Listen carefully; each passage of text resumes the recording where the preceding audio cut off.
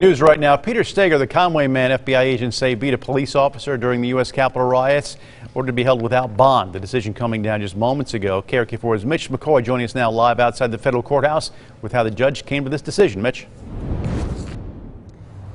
Well, Bob, good evening to you. This decision coming down just within the last 15 or 20 minutes. The United States judge basically saying that he thought Peter Steger may be a risk to the community.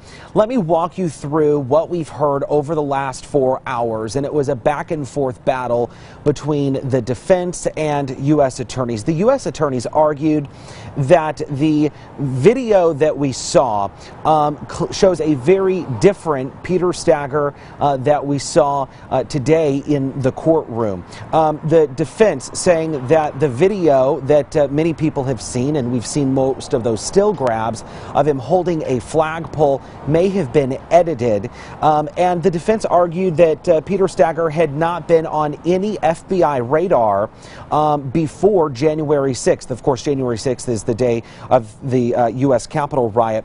And the defense was able to get information from the FBI basically saying that there's no intel showing that Peter Steger may commit future violence. But that did not convince the judge to release Peter Steger today. The judge basically saying that he had very major concerns that something triggered Peter Steger to go to the U.S. Capitol. While I should note that Peter Steger is a truck driver, he was working at the time, and take part in the riots and that protest, the demonstrations there. So the judge basically said that he thought that Peter Steger was triggered by a, quote, stolen election, and that he was afraid that that he could trigger again. So at that point, the U.S. judge said that he was going to hold Peter Steger in jail until these charges could come out. You might recall Peter Steger is facing those civil disorder charges, and the judge said that he has to outweigh